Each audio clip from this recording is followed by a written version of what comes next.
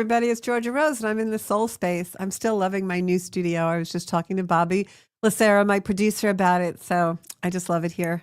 I want to live here. It was so cool. About 5 minutes ago, they were giving me all this attention and making sure that I was in the right place and making sure my mic worked. And there's nothing like Monday nights at 7 o'clock when I just feel so completely indulged in my space. So welcome to my soul space. I am Georgia Rose, Psychic Astrologer. And I've been doing this podcast for quite a few years, but it seems to be taking a whole new life on in 2025. So thank you for joining me. I am here every Monday night at 7 o'clock live. And when I'm not live, I usually try and prepare a pretty good show for you guys. We talk about all things spiritual in the soul space.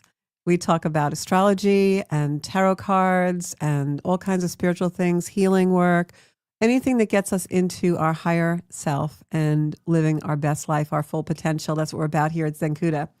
So welcome. For those of you who are not tuning in for the first time and you know how we do it here, we share the show with as many people as we can as soon as we get started. So I am going to just take 5 minutes to do that for you.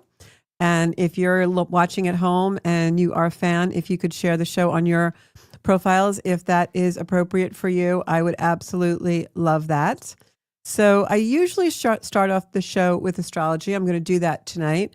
And I am also going to talk about our topic tonight, which is, where are we going?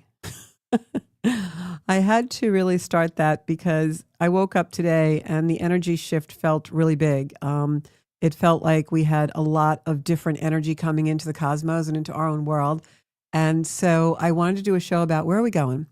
May is a pivotal month for 2025.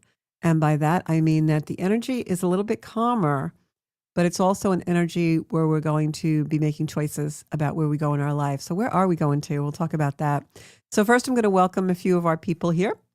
I've got some really long-term friends and wonderful people who are like family to me. I have Trisha on and Carol and John, and more people will be piling in as we go today. I actually have us open on Facebook and on YouTube because I can never see all my comments, but tonight I am determined to. So hopefully Marianne found the show and a couple of other regulars. So where are we going to? So I have some practical tips I want to give you because I always try to model the show on where I'm at and what's going on in my own life. And the first part of 2025, these first 4 months, were really very deep, introspective, but they were also, everything was happening really fast. And I really didn't get the chance as much as I wanted to think about what my goals were and where I really wanted to be. If you go back and watch a lot of those shows, we talked a lot about, planning new goals, but it wasn't quite the time to strike or take action yet. And we're still in that kind of an energy, but now May is where we start to make our decisions. A lot of the planets that were in Pisces are moving into Aries. So yay for all my Pisces people out there. You know who you are because things are going to get a little bit lighter for you by the end of this month. But when things were really heavy in Pisces, we were dreamy and floaty. And as much as we wanted to move forward and we were getting these revelations about the changes we needed to make because so many things were shifting in the universe and major planets were moving around into new places where they'd never been before, it still was foggy. It was like, should I or shouldn't I? What do I really want to do? What is really my soul purpose? Maybe I could go this way or I could go that way. I'm not really sure. And it was like one step forward and 2 steps back. And now we're starting to see some clarity. Hey, Nancy, I'm glad that you found the show. We're starting to see some clarity. We've got some planets moving into Aries. Aries is an emerging energy. It's an energy where we really want to take action and do things. It's also an energy very much about ourself and our relationship with the self. The opposite of Aries, of course, is Libra, which is our relationship with others. So this is a time in the world where we're going to be configuring ourselves through relationships and through the other, but it's all coming back to us now. Saturn is going to be in Aries by the end of the month, and Saturn is the planet that makes us do our work. It's about responsibility. It's about responding to our ability. And in the soul space and in the Zenkuda community, our big goal is really to live to our full potential. And that includes responding to our ability. What are your talents? What are your uniqueness? Pluto in Aquarius is bringing out that uniqueness, that individual part of all of us that's our soul space that wants to come forward. So in an energy like we have in May, with now the emerging energy in Aries. Some planets are in there. We've got Neptune going in there, Saturn in there. We've got Chiron, the planet that kind of helps us heal our wounds in there. We're going to start to think more about the future and where we want to go. Hey, Cheryl, welcome to the show. So when we think about where we're headed to, it's really hard work. It means we have to kind of come into our own space, our own soul space, maybe be a little introspective.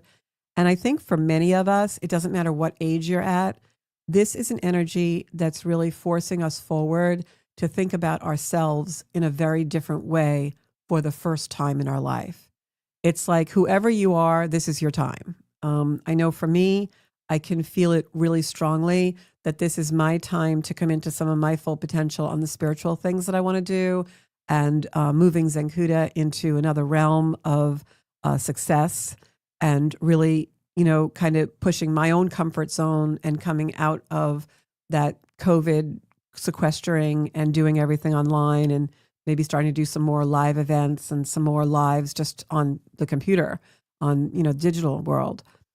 But whatever it is, I think that we have to move ourselves forward in this energy. It's almost like we can't stand still anymore. The status quo isn't even appealing. It's like when we had that really long time of Mars in Cancer, we all kind of wanted to stay in place, stay underneath the blankets. Now we don't want anything to do with the bed. We're just moving on. So I'm going to talk a little bit about the astrology, and then I'll dive a little deeper into some tips on how we get that clarity that we need to move our life forward and make the decisions we make. But this week is a very powerful week coming up for the transits. And the first thing is we're just coming off a Venus-Neptune exact conjunction. So hopefully that kind of tweaked our values a little bit. Venus is the planet of love, but it's also the planet of values. So hopefully that tweaked them in the sense of we're getting a little less dreamy and a little bit more clarification about our values and what's really valuable to us, where we want to spend our time, where we want to take up our time. Pluto is retrograde, went retrograde Sunday. Yesterday, this taping is May 5th. May 4th, Pluto went retrograde. It's going to be retrograde to October 13th. When a planet is retrograde, it's much more powerful. It's closer to Earth. Its archetype, its energy is much more powerful. Pluto is transformation. Pluto is metamorphosis.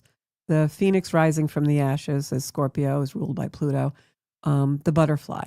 The DNA of the butterfly. Even when it's a caterpillar, it's still a butterfly. So remember that when you're facing that hard work to find those clear moments. So because Pluto is moving slowly, it's more intense for us. It's going to bring things up from the hidden depths. It's going to bring up the revelations and the things that we keep hidden. But in Aquarius, where it's going to be for the next 20 some odd years, it's bringing things up so that we have to align with our individuality, our individuation, what's super unique to us. Not in the sense of our culture and our community, it can be those things too, but really unique to just us, singularly. And with so many planets in Aries, and more headed for Aries now, which is our relationship with ourself, you can see how all of a sudden the focus is on me, me, me. And the focus is on that emerging energy from deep within us of our own authenticity and who we really are. And this is about being the person that you want to become and actively pursuing that. And that's what the rest of 2025 is going to be about. Wherever it falls in your chart, whatever house is going to really be the themes of where you find this authenticity emerging.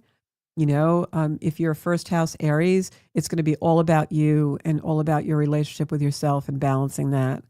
Second house is going to be all about those complexes you run about your self-preservation.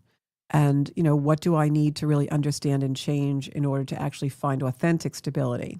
And on and on. And I'll go through the houses in a little while. But we've also got a couple of things happening. Mars and Venus are headed for a trine. When that happens, it's good because Venus and trining Mars, and especially now that Venus is in Aries, this is an energy that's going to attract us to things that are new. And it can possibly be impulsive because Aries is a little bit of an impulsive energy. Any of you who have a lot of Aries in your chart or know an Aries, they can, be like the ram. They do, run in and, they like to do things very quickly. But this Venus is a little more healthy. It's more on the side of attracting us to new things And I think it's going to be very healthy with these other energies that we have emerging. It's going to help us to really be clear on what's valuable to us. We also have on the 7th of May, which is Wednesday, we have Chiron, which is a 50-year cycle. That's why almost everyone in certain age groups will have Chiron in the same place in their charts. Right now, Chiron is in Aries. And that 50-year cycle is meeting up with a planet called Eris, Eris.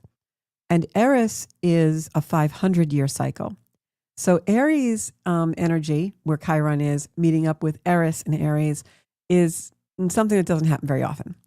And it's happening May 7th. And what Eris is Mars's sister. Now, you know, Mars is the god of war. He likes to stir things up and cause disruption and be aggressive. And Mars rules Aries, by the way.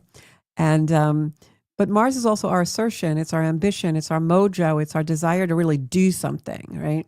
So when Venus is in Aries, which is ruled by Mars, it gives us a lot of motivation. It can be really great motivation. It can be motivation in the extreme for some people where they become warlike and aggressive. But in this energy where Chiron is meeting Eris, who's Mars's sister, Eris is the bearer of chaos and discord. But on its positive side, it is the bearer of chaos and discord because it likes to shake things up. So we suddenly see what's not really working. So you see how that energy kind of fits in with what we're talking about? So as that emerges, it shows us what needs to change. Where are the problems? So we can get to a higher level of consciousness. We can really meet our higher selves on that road of clarity. You know, we've got Eris and Chiron showing us, this is where I feel wounded, right? That's Chiron. This is where I have these triggers. And Eris is going to bring them up. It's going to disrupt them. It's going to poke you because it wants you to feel that wound. So you have to do something about it. Walking around with that wound and not healing it, not looking at it, not working with it isn't really working for you. You might think it is, but it's not. You're just kicking the inevitable can down the road. So Eris comes in and pokes it. It makes it sore. It makes that sore knee or that sore tooth that you keep not going to the dentist or the orthopedist about. Eris is going to make it hurt so that you actually have to go get your surgery, get the tooth extracted, get the filling done, and then it's gone. That's the purpose of Eris and Chiron meeting in Aries, this emerging new energy to bring us a lot of healing. And that's going to be exact on the 7th, but the energy will stay with us a while. So this is about all the energy this month is about taking things to a new place, but it's not about the action yet. We're not out there doing it. This is about the strategy, the mulling over, the understanding, wow, I've never been this clear in my life. Boy, I'm seeing things I never saw before. But you know what? I can't unsee them now. I have to do something about it. I have to change either the way that I am reacting so that I can respond better and get in touch with my higher self, or I need to change my situation, my environment, the container I'm living in, those kind of things. Welcome, Sarah and Dawn and Elizabeth. Glad you found the show. Hi, Elaine's also finding us tonight. That's great. So you can always play the show back to find this astrology. And then May 10th, we have Mercury in Taurus. You're going to feel the energy of the shift. Mercury flew through Aries. It's now in Taurus.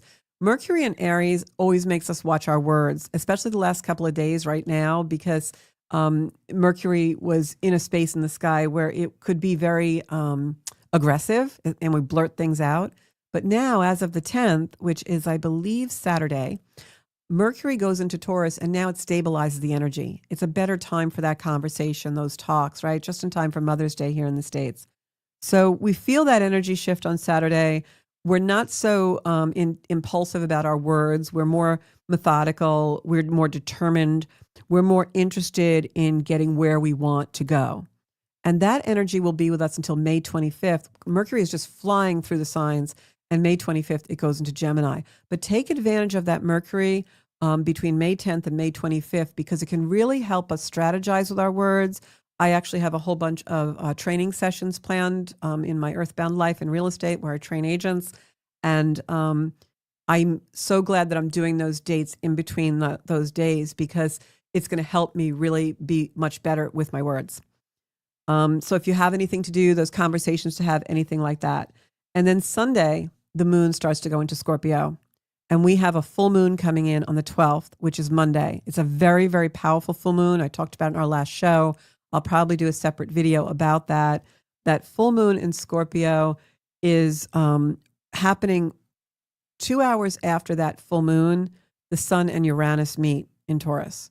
So Uranus is a disruptor. The full moon in Scorpio is very Plutonian energy. It's like revealing things from the depth. It's a possessive, passionate, transformative, metamorphosis-like energy. That full moon, I believe, is going to probably change things and shake things up for all of us in our personal lives. Scorpio is an energy that likes to reveal things. My intuitive and psychic sense, when I look at the chart of the full moon, is telling me that things that have been under the ground, things that have been hidden for a long time, are going to be revealed for our betterment. They may be a little hard to take, they may be a little shocking, but they're going to bring us and give us the clarity that we really, really need in this energy.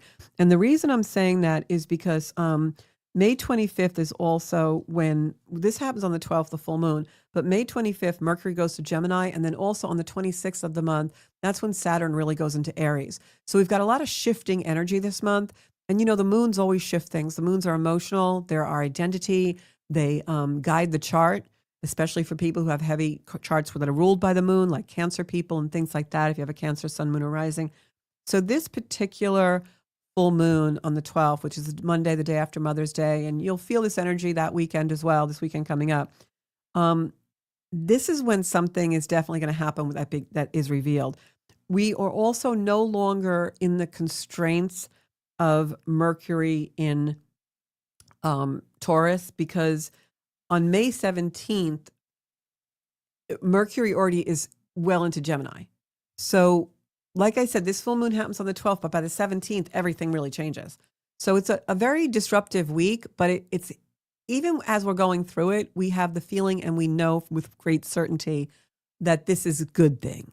It may tweak a little bit and hurt a little bit, but it's almost like taking out the splinter. Like, you know, it's going to prick your finger and hurt, but it's going to feel so good when it gets out. So, so whatever gets revealed in that full moon energy, sit with it. Very important for us to sit with it. Don't react, respond to it, because we can't hold back something that needs to happen on May 11th and 12th. I'm telling you, something needs to happen. We're not holding it back. The sun is closing into Uranus. The sun and Uranus exact that May 17th. We're no longer looking, into that Mercury in Taurus. Mercury is squaring Pluto a half hour after the full moon. So this is all about things need to be revealed. And the moon also trines Saturn, which is the last degree of Pisces during the full moon. So this is about moon trining Saturn, showing us where do we need to do our work, where do we need to do our Saturn, the taskmaster, where we take responsibility and are able to respond to our own individual abilities in order to reach our full potential. The clock just said 3:33 because we have a timer for the show. So funny. Mercury is going to square Pluto a half hour after the full moon. What does that mean? Mercury square Pluto Mercury is the minds, the communication. Squaring Pluto, which more than likely is ready to reveal something that's been hidden in its depths for a long time. That's the communication. It comes out. We find out. It's like, or we tell something. We communicate something that we've been keeping hidden. Maybe we haven't been honest about a feeling in a relationship or a place or a container we live in or something, and now it's going to come out. The full moon in Scorpio on May 12th is at 22 degrees of Scorpio. And also, although Uranus and the sun will be closing into a conjunction, which means they're right in the same position in the sky, which just makes Uranus, the planet of sudden awakening and shocking things, just combustible with the sun there, lighting it up. We also have a fixed star called Algol right there by Uranus in this sky. And Algol is known as off with their heads, the beheading star. Algol can be physically actually that, or it can just be losing our heads, like boom, happens. So this is definitely a crazy full moon. I hate to use that word, but this is a very intense full moon.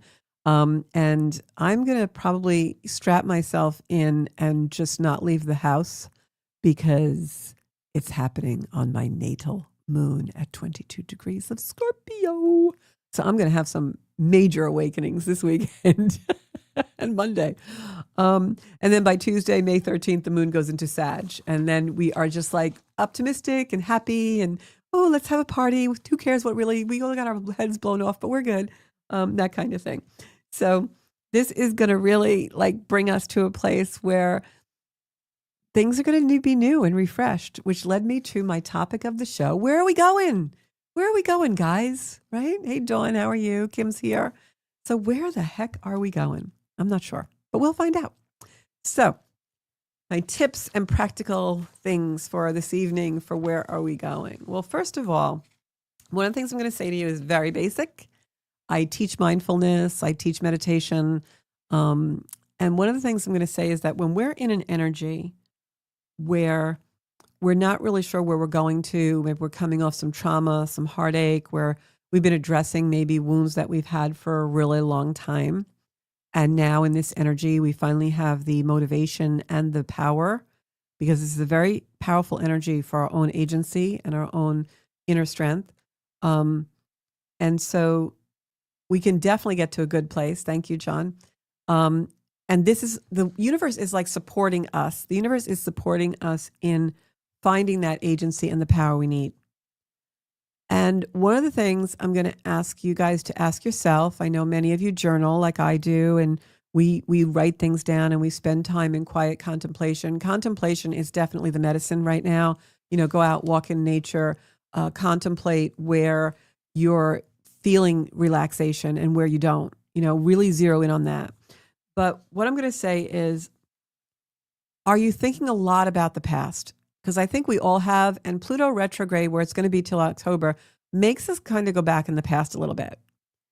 But we have to stay present. And that's my first practical tip. And I know that's cliche and you probably hate hearing it because everyone says, oh, presence, mindfulness. But ask yourself, am I present in the past? You know, am I present in the past? Because if that's what's, you know, you're driving in the car and the radio's playing and you're thinking all about, you know, 10 years ago, 15 years ago, 20 years ago, why this happened. Some of that is good. You know, we have to do a little contemplation so that we don't make the same mistakes and same decisions that maybe weren't the best for us. But are you present in the past? In other words, is the past taking over your present? Because if that is the case, what happens is we repeat. Because remember, law of attraction, you're bringing in that past into your present. And that's what a lot of us do, especially when we start to obsess things, right? We start to think about that person who left us, or that relationship that didn't work, or why did I get divorced? Or, yeah, you know, why did I used to do that? Or how come my sister said that to me? And over and over and over. And now our present is the past. So that's the first step I'm going to tell you when you're trying to figure out, like, where are we going to? Because we can't solve a problem when we're in that psychic drift of the past, in the past world. And the past world is actually becoming our present. Why do we do the things we do? So we're going to keep ruminating. I love that word, ruminating. We're going to ruminate over these things, right? And we'll keep talking about them to others, and we'll keep going over them in our mind. We'll keep playing the song, right? How many of you, when you went to a breakup or you left a job or time in your life that went, you know, away, it was over and you were on to the next thing, but you kept playing the music from that time, right? And then it becomes not always in a good way. It becomes like you're wallowing in it and your past is now your present. Well, that's not good, because in doing that, you're not really getting to the root cause. The root cause when you start ruminating about the past is, okay, it happened. I feel it happened. I can, you know, lay on this couch or floor or yoga mat or wherever and feel it in my belly and really take it on. But I don't want to do that for the rest of my life. I want to know what the root cause was so I never go through that again. And ask yourself, what was the root cause? Did I stay someplace I shouldn't have too long? Did I not allow my authentic self to be honest about where I was? And I really wasn't happy, but I didn't admit it to myself or anybody else. I know in my own life, there were many years where I was playing a role. It was almost like I was an actress in a play, but I didn't even have a consciousness of that. And I remember when I changed and I started to find my authentic self, and it was a very long process, years. I'm still on that road. And I remember someone saying to me, why wouldn't you want to still do that and this and whatever? You're so good at it. And I said, no, I never really enjoyed it. I'm just really good at rising to the occasion. And I found that one of the things, and it's common with kids who grow up fast because, they don't really have parental units or support in the house, we grow up fast and then responsibility becomes our life. Wherever we go, we take the responsibility. We take it on. We're not just the caretaker, but we're the doer and the maker and the shaker. And I did all those things, and some of which I really hated. I'm going to be honest. Like, I was really good at a lot of stuff I really didn't like. I just was really good at rising to an occasion. So what's the root cause? The root cause was me. No one had a gun to my head. I just was running a complex where I thought I had to jump in and save everybody in the world and make everything nice. And, oh, we have to do this and we got to make money here. And, oh, we have to, tidy this up. And, oh, let's go do this now. And, oh, this is what everyone has to do. And this is what you're supposed to do. So let me go do it. And I forgot to include myself in my life. And that was nobody's fault but my own. And so now my authenticity is really, really strong in me. And I say what I need to say. And I'm really honest, almost to a fault, because I'll never get those years back. I can only make up for them by being my most authentic self that I can be. And that's what I mean about being present in the present and not being present in the past. I can ruminate for years about, oh my God, I did so much of that. I did so much of this. Why did I do that? I did it because I was not including myself in my own life. Oh yeah, make sure I do that today. I got to include myself here, right? So get to the root cause, whatever it was. And then you're going to start to find where you're going to. Because if you don't get to the root cause and we don't not make the past our present, what happens is where we're going to is where we've been. We're going to where we came from. That's where you're going to. You're going to where you came from. And I don't ever want to go to where I came from. I want a whole new world. So that's number one. So I hope that helps somebody out there. And I'm sorry if I sound really serious and a little bit more of a taskmaster tonight. I'm being this way to myself because it's time. Guys, it's time. We are at such a critical time in the world and all of our lives right now. This is the time to really start to tap into those potentials and bring ourselves up by our bootstraps and start really, really living. So how do we find the road to land on, right? We're all in this little bit of a drift. We're all like, is it here? Is it there? There's a fork in the road. I see it. I see the decisions, but where's the landing? So in order to find the problem of that drifting, you have to find new purpose. The old purposes are not going to work. I mean, even some people's purpose is their children, which is great. But even that changes, right? We can't make our children our purpose forever. We can't make our partner our purpose forever. Like, life is impermanent. So if you're trying to find the new landing, you have to find a new purpose. And that comes from step one, being present. What feels good to me? Oh, I like doing this. I need to do more of that. Oh, that doesn't feel so good. Maybe I should stop doing that. Maybe I should do less of that. So throughout your day, really think about, how does this feel? How do I feel? Am I checked in? Am I checking out? Am I thinking about the past again? Where am I? Oh, wait, let me firmly plant my feet in the present, because if I don't, the only place I'm going to is where I came from. So that's kind of how it works. So find that intentional path. And it could be anything. I visited my sister this weekend, and she's been taking crochet classes. She's retired now. And she showed me the most beautiful blankets and these new stitches that she learned. And that's her. She loves it. It's reigniting her creative passion. And she's making all these things, and it's just really beautiful. And she lit up, and I thought, wow, she's found a new path. This is something she really hasn't done, or in many, many years, or really never devoted herself to. And through that, she is allowing her own authenticity and creativity to come in. It's lighting her up.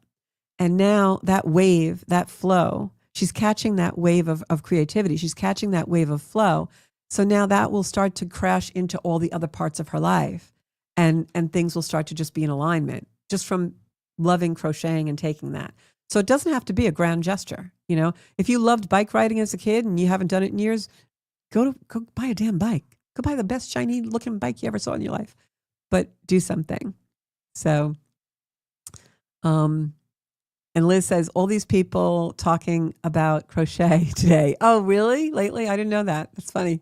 You should crochet. Doing something with your hands is really good. So a lot of times I see people for readings and chart readings, and I can tell them, this is your soul's journey. I can, pinpoint, why their soul came here. But I can't tell them how they're going to actuate that or what their version of that looks like. That's their individuation, their own soul growth, their own soul and conversations and energy of the soul. But what I can tell you is that the journey is the path. All right. The journey is the answer. A lot of people tell me, I don't know what my soul purpose is. I don't know why I'm here. The journey is the answer. But if you're not present on the journey, you won't have the answer. So when people say that to me, and you might be feeling that way in the audience right now, sometimes I feel that way. We all do. It's not anything unique to a person. We all are like, well, what's my purpose? Where am I supposed to be going right now, right? The journey is part of the answer. But if you're not present on the journey, you don't see it. So what happens when people say, I don't know what my soul purpose is, I never have felt it, I can't find it, it's because you're not present. And I know that sounds trite, but it's the truth. When you're present, you see the signs. When you're present, you feel the energy, you catch the wave. But if you're not present, you can't do that. And also put yourself in groups, but the groups that you put yourself in, make sure they're supportive to you. And when you do it, ask for feedback. What did you think of that answer I had? Or what did you think of that conversation I participated in? And, be brave enough to listen to the feedback, because that's also going to show you your purpose. We configure ourselves through others, not enough so that our agency is mutated or we're taking on their characteristics or really paying a tremendous amount of attention to what they say, but using it as a guide of what feels right to us. If you understand that, that's like a really big thing. So identifying our own complexes is done on the journey. If we don't interact with other people, we don't see ourselves. But other people are not meant to be our judge, jury, and whatever else. They're meant to give us prompts and subtle nuances so that we form our own opinions about ourselves. We know what's real and we know what we can discern. And once you can do that and be fully present for it, then the soul purpose and where you're going to becomes super, super clear. So make sure you're going to someplace new. You have a new sense of purpose, that you're looking for that landing strip, right? Make sure that you are also questioning yourself about the root causes when you start to go into past things. And then identify the complexes to work on. When we can identify like, wow, I shouldn't have done that, or, oh, maybe I could have been a better partner in that moment, or maybe I could have been a better mom or dad, or wow, there really was nothing I could have done anything better than what I think I did my best there. Then move on from that. And you've taken everything you can, leave the rest. Because whatever that experience was, it happened so that you could do exactly that. Nothing more, nothing less. Experiences don't happen to us so that we wallow in them and stay in the junk. Experiences happen to us so that we gain wisdom and can bring ourselves forward. One of the things that I absolutely can say, because I've lived more than I'm going to live, obviously, the most important things we have to learn from is not mentors or other people or great works of literature, the Bible, or the Karma Sutra, or the Yoga Sutras, or the best cooking book we could ever read if we're a chef. No, the best thing we have access to in life that we learn from is our lived experiences. Our lived experiences. And most people, especially a large percentage of the population, goes through life either in denial or ignoring their lived experiences. If it's painful, don't go there. And that is the absolute most golden thing that Creator, God, whatever you refer to Spirit as, gives us, is our lived experiences. So we must embrace them and we must live them fully, because that's what's going to bring us to where we're going. All right. And that's why experiences are so often repeated, because we ignore them and we deny them and we squash them and we repress them and we suppress them. So the Creator has to keep giving them to us because we need to notice them. So, yeah, it took me a half a lifetime to figure that one out. But when I did, it was priceless. So become present in now and not in the memory field of past patterns. And then the third tip I'm going to give you, the first one was, don't make your present the past, right? Don't make the past your present. And the second one, of course, was find new purpose. It could be little things, but find new purpose. And then the third thing I'm going to say is mindful living. This is something that when I walked into a yoga studio in very early of 2011, completely changed my life. The movement of the body, the beautiful lectures and thoughts that Jackie Morrison at Long Island Yoga always gives us, absolutely changed my whole life. I'm going to cry thinking about it. I often cry on a yoga mat. That's where I cry most of the time, tears of joy. But if you can apply mindfulness to everything, it brings an awareness to our life that just like flows, everything flows. And when you're in that awareness, you catch the waves that you're supposed to catch. When you're in that awareness, you suddenly see things you never saw before. And you begin to realize what you've been missing and you start applying it. And then that age-old dilemma of, I don't know my purpose, I don't know where I'm supposed to be, is no longer a question. And you just try it. Start to become really aware of your surroundings. Get in touch with that higher place within you, that higher self, that place that has a knowingness about things. It's there. We just cover it up with day to day to day to day bullshit. And then be yourself as much as you can. Catch yourself when you're saying the right words that you don't really feel.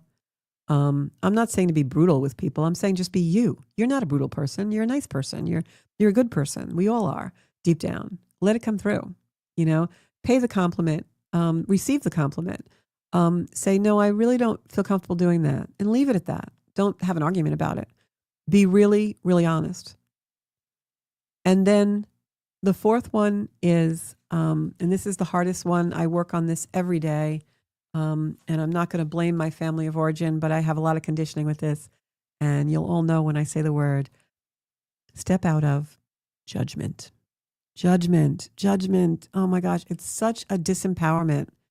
And we do it to ourselves. We judge ourselves all day long. And we judge each other, constantly judging everything. And that's something I struggle with to this day, self-judgment, etc. And it's very hard because a lot of the things that we surround ourselves with are very judgy. So if you can step out of that self-judgment, all of a sudden, the place you're going to is different. Because I think sometimes when we get into that judgment place, the big J, when we're looking to create our future and create our life and live in full potential, we start to judge a lot of our thoughts and decisions. And maybe we want to go someplace really special that's special to us, but we start to judge ourselves. Like using my sis as an example, in the crocheting, like, what if she had said to herself, oh, that's silly. It sounds like so old fashioned and people will make fun of me if I just take up crocheting, they'll think I'm boring. Like, what if she didn't that and she never went and took the classes and never found that joy? And that's how destructive judgment is, and in even our self-judgment. And then also, how many times are we responsible maybe for not just taking the wind out of our own sails, but maybe someone else, and we do it in very subtle ways, like the child comes home and says, Mom, I was thinking about taking this in college. And we're like, what the hell would you want to do that for? Right? So, we blurt things out that we don't realize are going to be making someone go on a wrong path when maybe they were choosing the right path. Okay. So if you're looking to have more mindfulness and awareness, I'm going to give you some things that you can do. And they're really easy, but it takes structure and discipline. And the reason why the structure and discipline is very important is because with Saturn going into Aries, Saturn is our structure, it is our discipline. Saturn is the framework in our life. Saturn is where we need to dig in and be responsible, right? Respond to our ability. That's Saturn.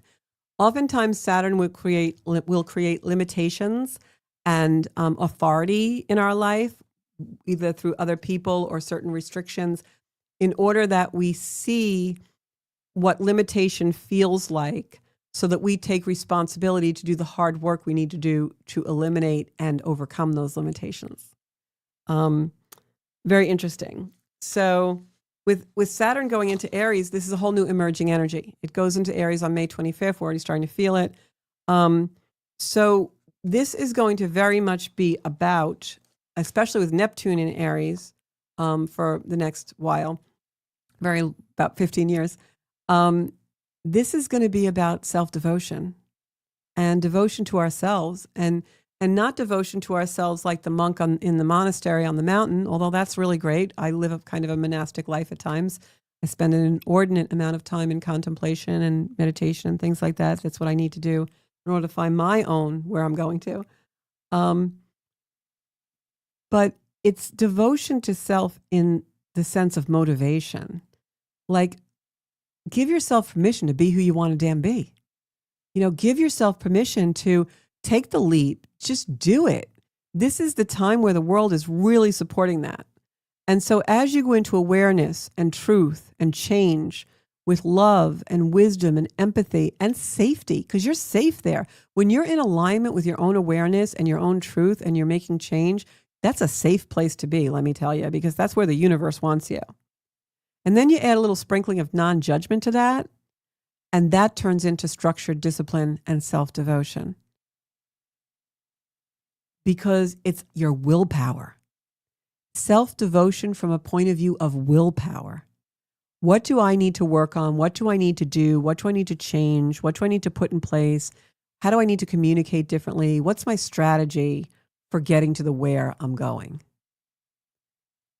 So that's what it's about. So I'm going to read some comments. Liz is taking up crocheting. I love it. Send me a blankie. Aaron Bartles agrees with, and Kim Murray also. Everybody's agreeing with me. So hopefully we can all support each other to do it.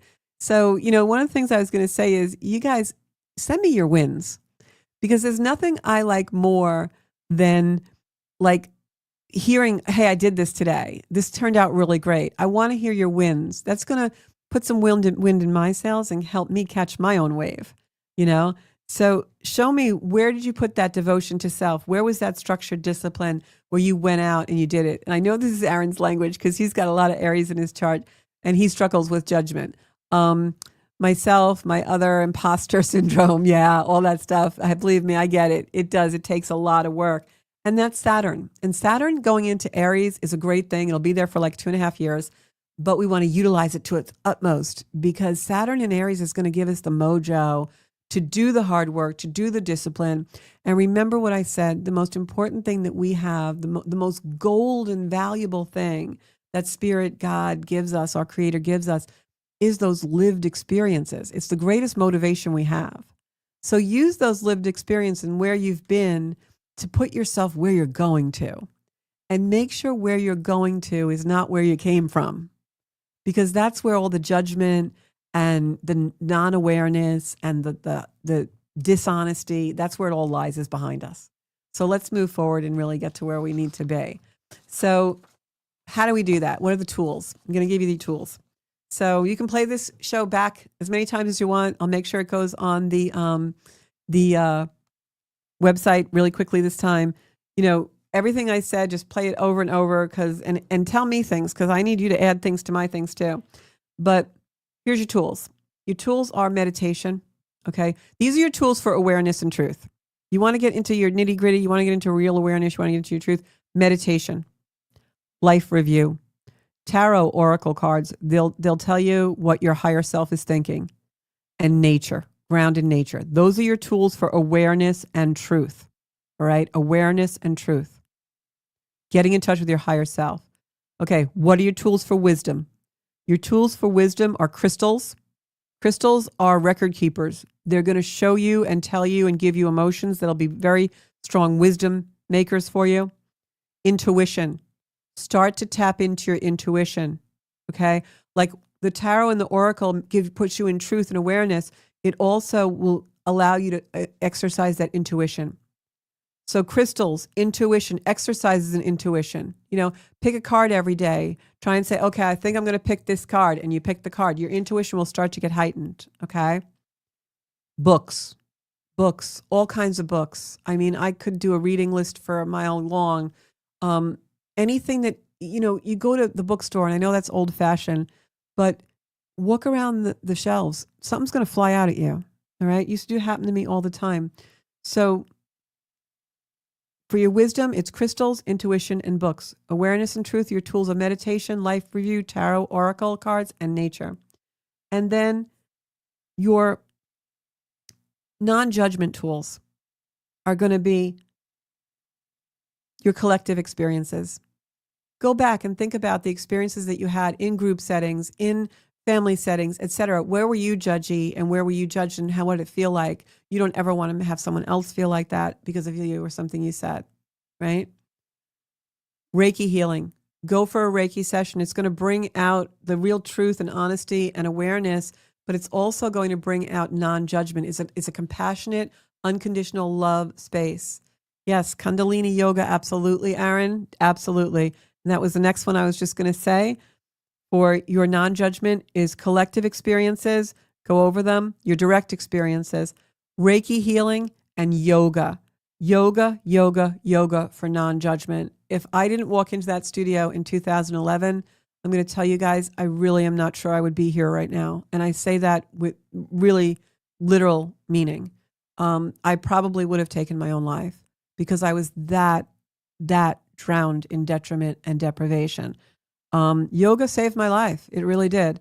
So your tools, again, for awareness and truth to bring you to where are you going to, what's my landing strip, what's my real place in the future, are meditation, life reviews, tarot, oracle, and nature. By life review, I mean go over something, but don't let the past be your present, okay? For your wisdom, use crystals, intuition. You want to do intuitive exercises and read books that are inspiring to you. And then to work on the non-judgment, collective experiences, direct experiences, go back. When was I judged? What did it feel like? When did I judge other people? Reiki healing, put yourself in a compassionate, totally unconditional space of love. And that dissolves the judgment. And then yoga, the most non-judgmental, compassionate place you'll ever be. And Elaine is saying, yep, intuition from tarot. Definitely. That's why I do tarot. So that's pretty much our show for tonight. I loved tonight's show. I hope you guys did too. This is the kind of work I actually love doing because I learned from you guys as well. So definitely keep commenting and send me your wins. Let me know, what's going on in your lives and what you did that really worked. And Cheryl, I love you too. You know that. I love all of you tonight. I'm sending such a beautiful big, I'm going to send hearts up. I just absolutely love you guys to pieces. And this is the energy that I'm sourcing my life from right now. So thank you so much. And if you think anyone can benefit from this show, please share it. You can also find me on zenkuda.com where you can book a reading, either tarot or an astrology chart reading, or if you want to work with me for coaching. And also you can find me on social media, Zenkuda Soul Space. Please follow me there, and Zenkuda Official on Instagram. And please, if you haven't already, subscribe to the YouTube channel, Zenkuda. Thanks so much, guys. I'll be back here next Monday at 7 o'clock, and I'm going to do a show about tarot and how to read tarot and some tips. So get yourself a set of cards and join us next Monday at 7 o'clock. Hi, everybody. It's Georgia Rose from Zenkuda, and here is our beautiful new website, zenkuda.com. So I want to show you a little bit and give you a tour of this beautiful site that we have. And everything is all in one place now, and you can do everything Zenkuda right on our website. So when you log into the homepage, there's a little space here where you can go right to Psychic Astrology, online classes, or book a reading or coaching session with me. Not only do I offer astrology readings and coaching sessions, but I also do tarot work and all kinds of things to help you get in touch with your own soul space and living Zenkuda. There's also a place here where I describe my journey and what it was like for me to actually found the Zenkuda community and be able to bring you all of the healing techniques that we do and the philosophies of evolutionary astrology, spiritual wisdom, and yoga. And you can read about what my journey was like. And in addition to that, if you go on to book a reading, you can actually book a reading for any session that you really would like to have. For instance, a 1-hour astrology chart reading, a tarot card reading. I also do synastry chart readings for couples. And I can also do a long distance healing meditation and Reiki session. And you can even purchase our Circle of Light Oracle cards, which were created by myself in order to put healing and light into your day. If you go back up, there's also a space where we're going to be putting our online classes. Those will be very, very soon. If you'd like to be informed about those online classes, about astrology and spirituality, yoga, all sorts of things, you can join our wait list and just give us your email, and we'll be sure to let you know exactly when classes will be starting. And this button here brings you right to the Soul Space podcast. You can now watch the Soul Space live or past Soul Space podcast right on our zencuda.com page. You can listen to them on Apple Podcasts, Spotify, or on YouTube and enjoy every minute and never miss a show. So I hope you'll look at this beautiful website. I'm also writing blogs about my journey, and we're in the process of importing all the older blogs that I've written in the last 5 to 10 years right on our Rose blog page, which is my beautiful blog. And you can, anytime you want, just come in and read all about my own journey to finding Zencuda. If you want to work with me in a small or large group, or book me for reading, or doing a gallery style reading, or a public speaking event, or even a retreat, you can do that on our Work with Georgia page. And hopefully we can help you create your future with some coaching or some astrology workshops. So that is our beautiful zencuda.com site. I hope you'll be on there. We're also developing a space for community on there where you can learn more about astrology and spirituality and all kinds of things, and we can support each other on our beautiful, beautiful journey to finding our own soul space and living Zencuda.